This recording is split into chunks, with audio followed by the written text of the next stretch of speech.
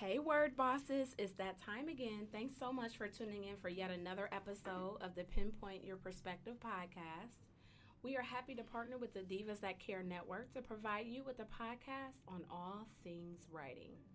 If you haven't already, please be sure to visit divasthatcare.com. That's divasthatcare.com for more information on this wonderful organization and what they do to unite women all over the world. Also, don't forget to follow us on Instagram at Penpoint Podcast and comment under our questions to, just to let us know your inquiries and anything that you want to ask about all things writing, and then some of the topics that you want to experience in the future. We are always open to providing you with content that's relevant to your needs and meets your expectations. Today's topic is recipes for a new life. I love the way that sounds.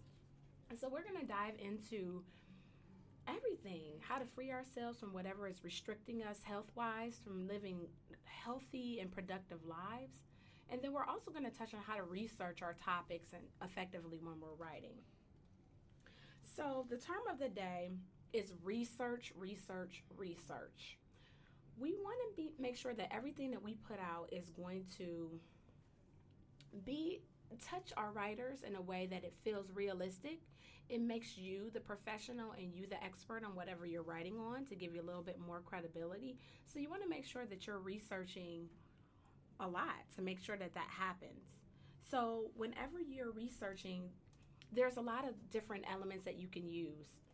One of them is Info Please. If you've ever heard of that, great website, the Internet Public Library, RefDesk, RefDesk, and Snopes is another good one as well. So make sure that you're researching so that whatever content you put out there is going to be accurate and it's going to connect with your reader.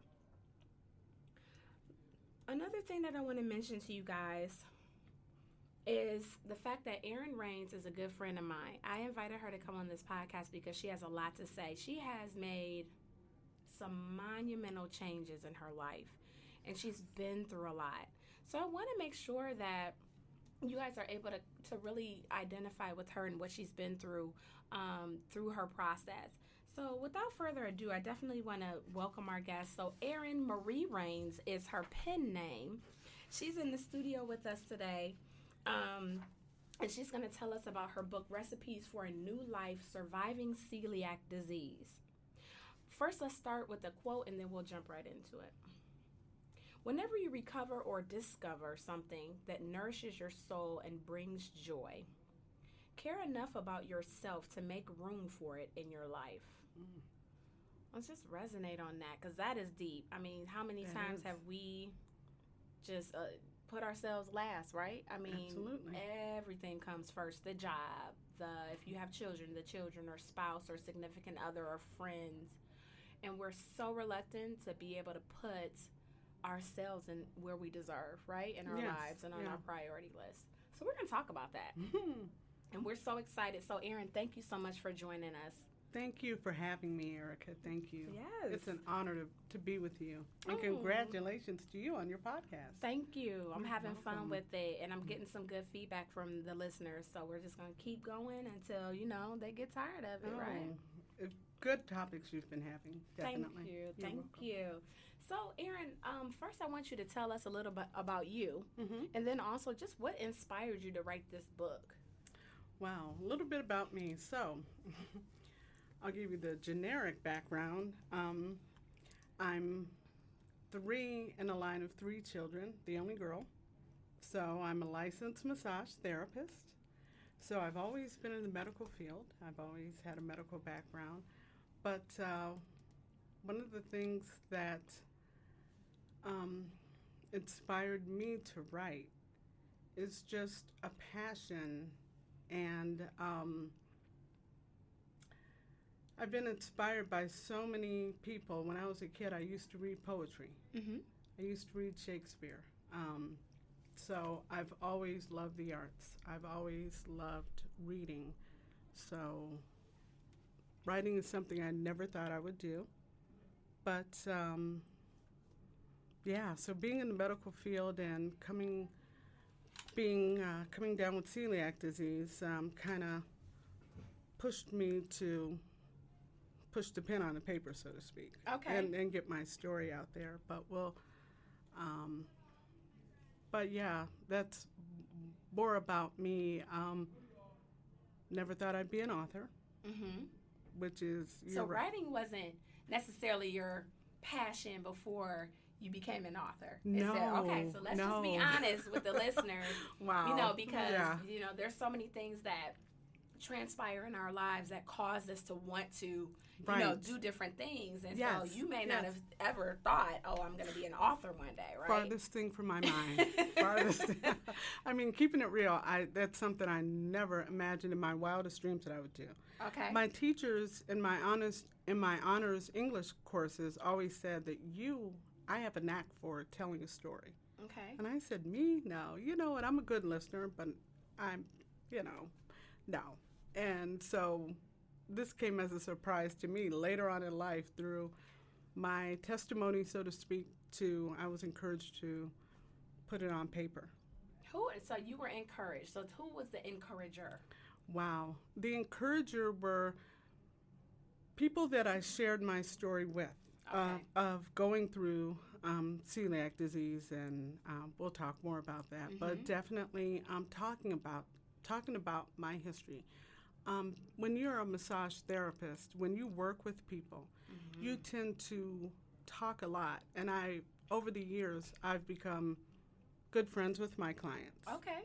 As well as learning how to relax. Learning how to relax them. Right. Now, it's easier for me to relax them than to relax myself, of course. Right. That falls under the physician heal thyself type of thing. And, we both know that never happens. But we're all works in progress, so...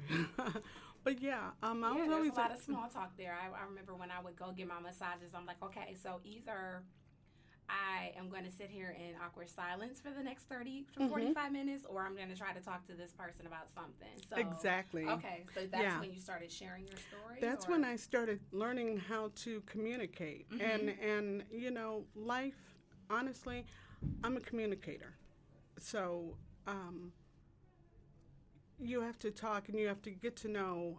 So my biggest thing, just sticking with massage therapy, is you have to be one with your client in order to get them to relax. And so how do you become one with that other person that you're working with? You talk to them. Right. Over a period of time, you get to know their history. You get to know them. You get to know who they are, what their stresses are, where their pinpoints are, where their knots are. So you learn how to, while you're working it out, talk. And kind of... I come from a background of family who are talkers. Right. My grandmother's Hispanic. So we grew up, every time I would get together with her, we would always talk. Yeah. And now that she's 109 years old, we have monumentous conversations. 109, yes. Years old. So when I see her, oftentimes, because she's older, she goes back to speaking in Spanish, but the one thing she does tell me is, you have to learn how to go back and speak Spanish with me, because getting through school, I spoke it, but I lost it because I stopped communicating. Right. If you don't use it, you lose it. Exactly. Wow. So getting together with family and friends, whether it's over Starbucks or whether it's over dinner or whether it's just chatting on a phone, you talk. Yeah. So that's a big part of, releasing is communicating. So you started the communication process because you were, that was your career. That was a big part of your career. That was a major part of my career. The book part? I mean, how do you connect the dots and say, okay, I'm about to do this thing. I'm about to jump in. Well, ironically enough, my story made me jump into writing. Okay.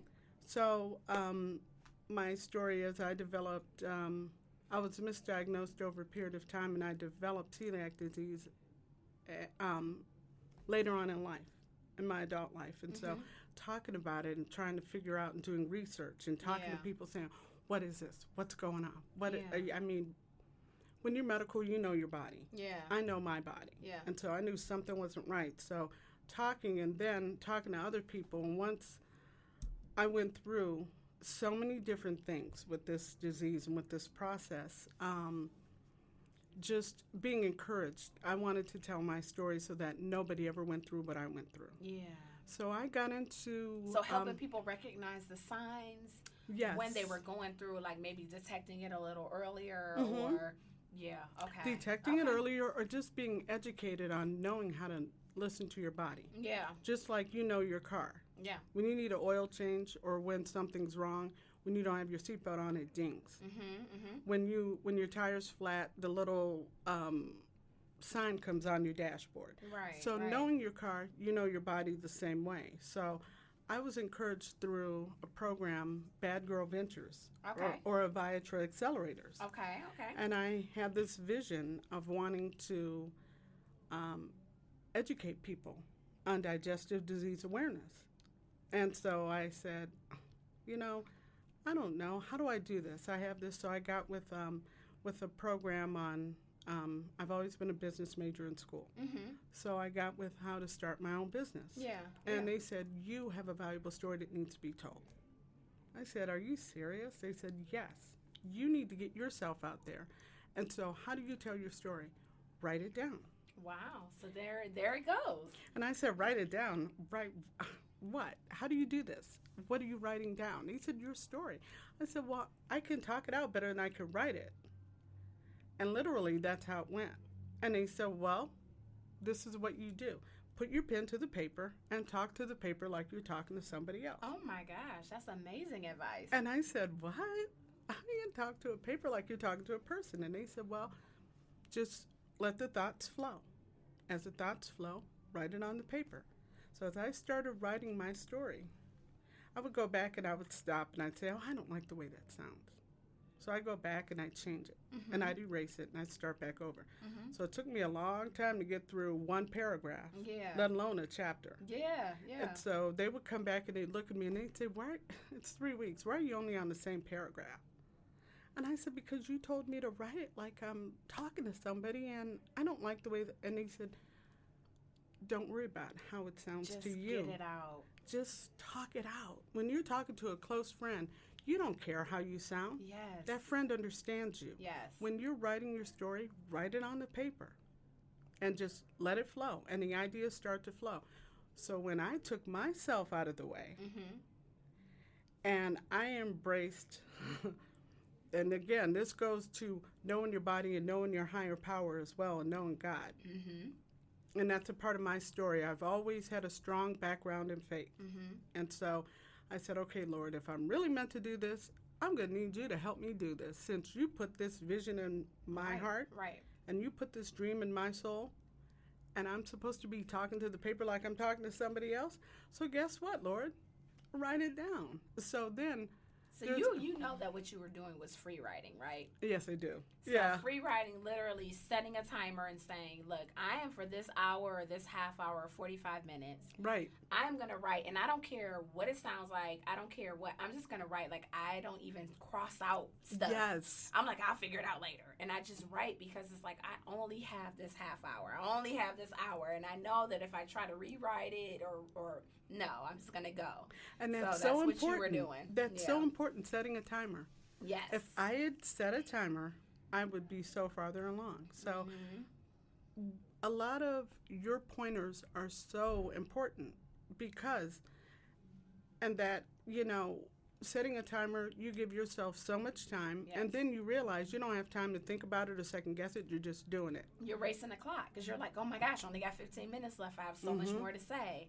It's like when you're in school and you're taking a test. Yes. And that's the whole point of it. Right. So it's becoming one with your thoughts and with the paper. Mm-hmm. Yeah. And so, it's it's Was an it amazing therapeutic process. for you? Did you find it It became therapeutic, Okay. yes. Okay. Yes. When I stepped out of the way, it became very therapeutic. Yes. And that's the key. That's the key. When you start writing, you have to literally take yourself out of the equation and just let your thoughts flow and think about, what am I talking about? In English class, it talks about subject, noun, verb. Yes. So when you get into your subject, what is your subject? What are you talking about? Yes. What are you writing on? So when you focus on what you're writing on and you have your topic up there, you just start free flowing. And you don't deviate from that topic. You don't deviate because from that's it. how you lose your reader, right? You want to stay focused on, okay, if this is what I'm writing on, then everything that I write down from this point on needs to stick to that. Yes. There's other times that I can talk about other topics, but for right now, I'm going to purge my mind. I call it freeing up mental space because really that's what it is. Exactly. You know how many books I have floating around in my head that I have not done anything with? Yeah. I free my mental space. I put them in a journal. Mm-hmm. I hope to God nobody takes it because they're going to have some bestsellers there. Oh, my God. And I just, I Lock get it out of my journal head. up, Erica. I know. Right. I just put it in my journal. And then when I get a little time, I develop it a little more. I do research. And we talked about that.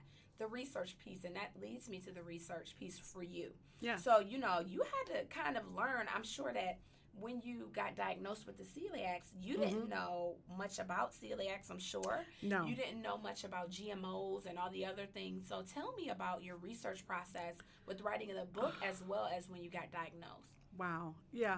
So when I was diagnosed, that started the wheels turning. Literally, I did not know that was going to start the wheels turning towards the book process. Yeah. Because when you're doing research, and I naturally went into research mode because, again, being medical, I'm like, this doesn't make sense. So celiac is a digestive disease. It's one of the third top common digestive diseases out there. Okay. Out of the 9 common digestive diseases, it's number 3. Okay. But I wasn't initially diagnosed with celiac because it mirrored a lot of other digestive diseases. So I was misdiagnosed for years. What was the first one? Do you remember the first diagnosis? Well, I didn't really. Or your symptoms that led you to? Well, the common symptoms of digestive diseases are abdominal bloating, vomiting, fatigue, feeling restless, feeling just sick. And then I had a constant bloating. So I said, okay. So I went to my doctor and I said, these are the symptoms that are going on with me. And then as they progressively got worse, I went back and I said, this is getting worse. So not only do I have the bloating, now I'm having the vomiting. Now I'm having, and the symptoms were visibly starting to show on my face, and my eyes started sinking in. And so I said, okay. And they said, well, you could have what's called delayed gastric emptying system or reflux or, when something's backing up. So then they went to do the test on me, the endoscopy, where they put the scope down your throat and they couldn't get through it. So they said, oh, well, now we can't finish this test because we can't literally get through. So I said, okay, well, now, wait a minute. What do you mean we can't do this? So then I really started going back and doing some research, and I said, this doesn't make sense. This doesn't make sense. What is this, and this? So then I kept experiencing more and more symptoms. The foods that I ate all the time. I ate a bagel and a hard-boiled egg for breakfast every single day. So I would keep eating it, and then all of a sudden, I would get sick from it. So my opening paragraph in my book is, I looked in the mirror and staring back at me were purple eyes, sunken lips, and I realized my favorite foods had turned against me. So, again, when you're writing, imagery. Yes. And that's a catching opening paragraph as well. Yeah, you have to have a hook. So my hook was real for me because it's literally, I would look in the mirror and this was what was staring back at me. This is not exaggerated. This is the real stuff. This is the real stuff. So it's like, oh my gosh, what's going on? Right, so right. From that prompted more research, and then it caused my doctor to refer me to another doctor who looked at me, and I was working at the time for a chiropractor. And so he was a nutritionist, and he said, oh, well, possibly you have symptoms, but, well, I'd stay away from dairy because your symptoms don't mirror. You have all the signs of celiac disease, but celiac isn't common. So there was part of the misdiagnosis, and I said, well, what do you mean it's not common? Because that goes back to, again, knowing research. That's all you hear is celiac, so how is it now not you common? do. Now you do, but celiac was deemed a Euro-Anglican disease. Okay. So looking at me with brown skin, I don't look Euro-Anglican, Yes. but I'm biracial. Right. And so, doing the history and the research, I said, celiac disease. I've never heard of celiac disease. So I started going back and I started questioning. And I started looking it up. And then I talked to my doctor. And you can only be diagnosed with celiac through an actual lab test. Okay. So I talked to my doctor and I went back and I said, what about this? Mm-hmm. And it was determined that I did have the dairy allergy. Mm-hmm. I did have an egg allergy. Out of this main diagnosis came all these other diagnoses. And so my doctor went back and he talked to a friend of his Mm-hmm.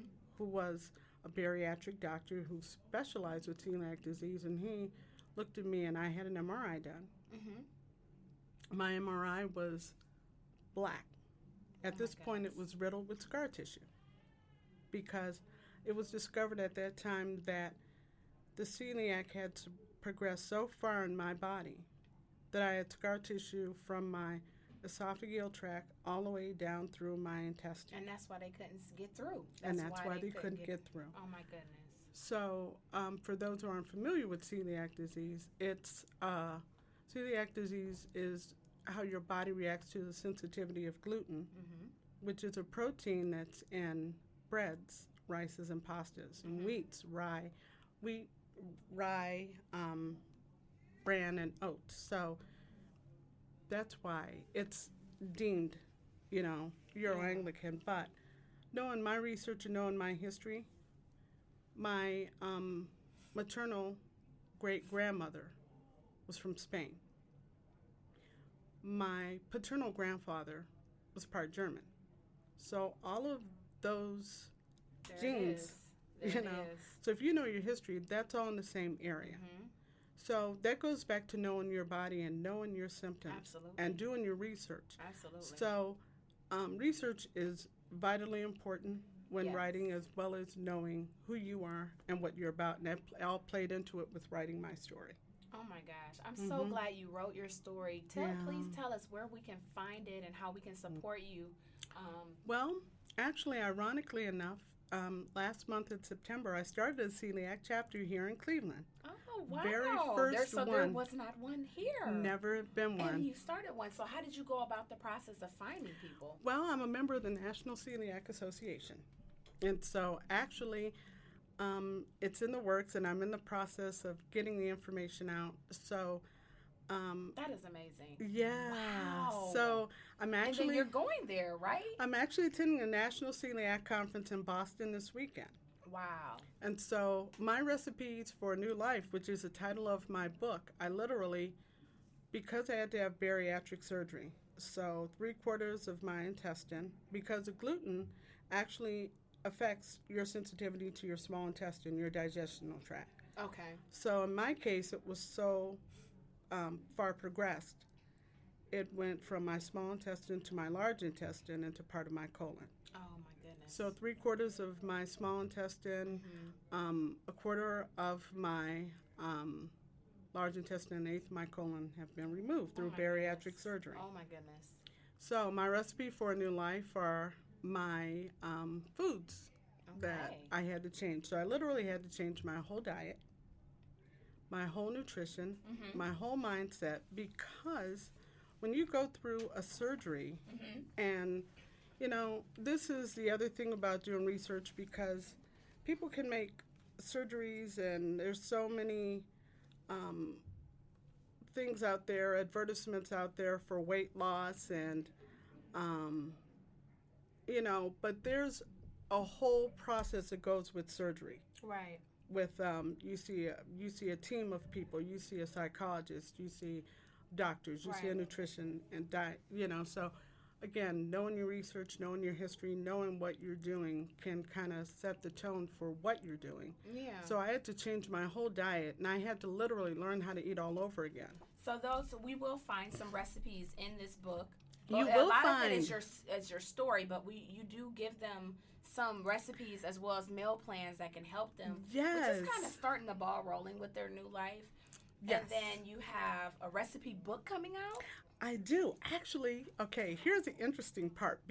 because my new book, actually, it's in the process. It's called Recipes for a New Life, Food for the Mind, Body, and Soul. Okay.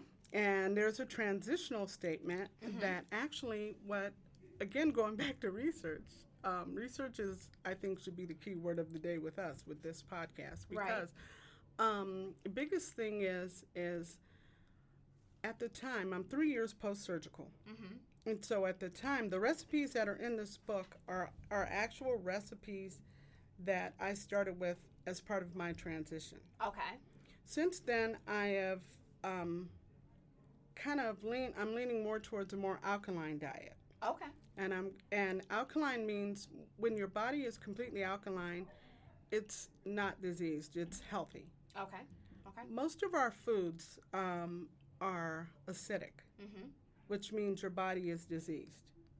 So, meaning, and there's a lot of our common foods out there that are diseased, that are acidic. A lot of, and again, going back to the common digestive diseases, a lot of the acids in the foods that we eat can cause acid reflux, which is number one of common disease, GERD, or gastrointestinal reflux disorder.